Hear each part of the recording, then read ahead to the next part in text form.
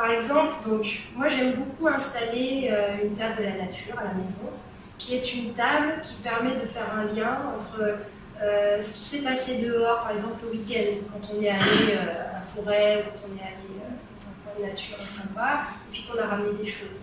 Et donc ça reste dans la maison. Comme ça, en semaine, quand on n'a pas trop de temps, quand les enfants rentrent de l'école le soir, et s'ils en ont l'envie, c'est un endroit où ils peuvent retourner à leur recherche. Par exemple, tiens, j'ai trouvé ce papillon mort, là, je vais pouvoir chercher ce que c'est. Elle est tout petit, tiens, j'ai ramené un seau de blanc, génial, je vais pouvoir jouer avec. Donc, moi, je trouve qu'une table, alors que ce soit une table ou alors une étagère avec un petit peu de matériel adapté à l'âge de l'enfant, quelques guides d'identification, une petite loupe ou une boîte loupe.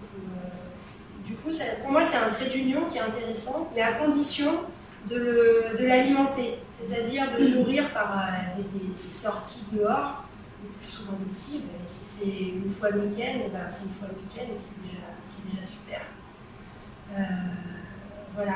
Et puis après, je pense qu'à chaque fois que, ça c'est une pratique courante, mais qu'on se lance à semer des petites plantations, ou à mettre des pots d'aromates, surtout les plantes aromatiques, je trouve, parce qu'elles sentent bon, parce qu'on les utilise en cuisine, donc ça a du sens dans notre alimentation.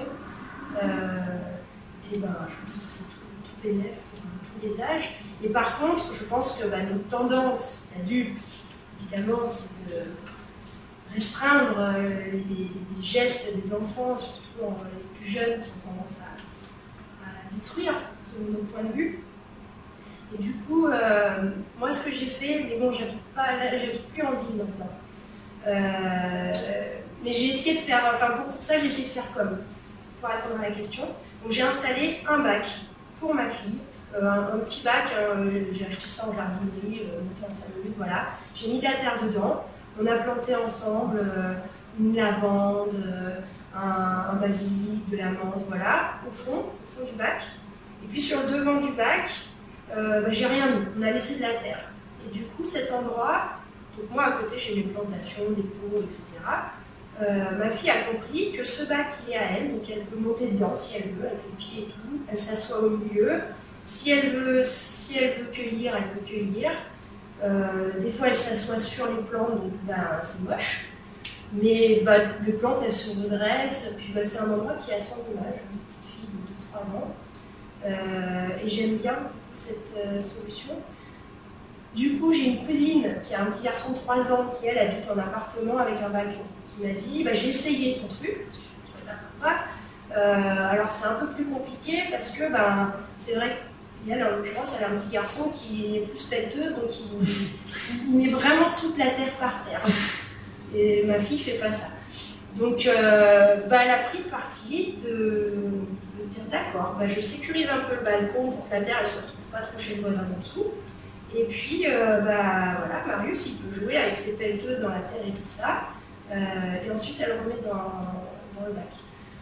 Et finalement, son plus gros souci, c'est qu'il lui faudrait un sas entre le balcon et l'intérieur pour pas trop en mettre partout. Donc, on est en train de réfléchir à ça. Mais ça dépend vraiment de l'agencement des maisons, des appartements. Donc, je le conçois, c'est pas rien de faire ça. Ça veut dire que le balcon, c'est pas l'endroit trop mignon où on a mis la petite table, les jolis petits pots et l'image que nous, adultes, on a rêvé de petits coins à nous.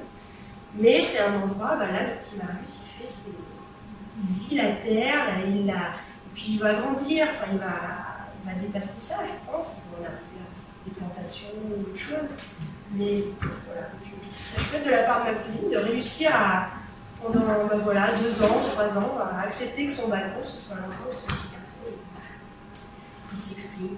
Et du coup, en hauteur, elle a mis ses bacs qu'il ne faut pas détruire. Donc c'est un peu chaud pour nous. Voilà.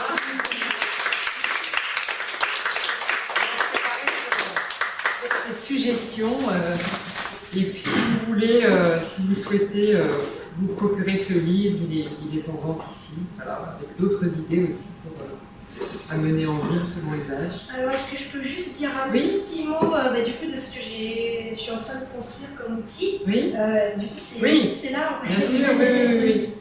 Alors, du coup, sur Éveil et Nature, je suis en train de construire une formation en ligne avec l'idée que des parents ou des professionnels de l'enfance, grâce à cette formation, puissent venir piocher des idées d'activité et puis une façon de faire, en tout cas la façon de faire que moi j'ai construite, donc une approche pédagogique. C'est une formation qui va durer 1 an, de sorte à pouvoir alimenter des idées sorties nature tout au long de l'année. Et chaque semaine, je prépare une petite vidéo, si possible assez courte, mais très imagée, dans l'idée de montrer comment faire en quelques minutes. Et voilà, semer une petite graine. Donc chaque semaine, semer une petite graine. Tiens, cette semaine, on va prendre des pétales de coquelicot et faire la peinture végétale avec. La semaine d'après, on va faire ensemble du champagne au sureau, utiliser l'empruntoscope. Enfin voilà, des petites choses comme ça. Donc bon, voilà, je passe le mot. Ça va commencer en septembre.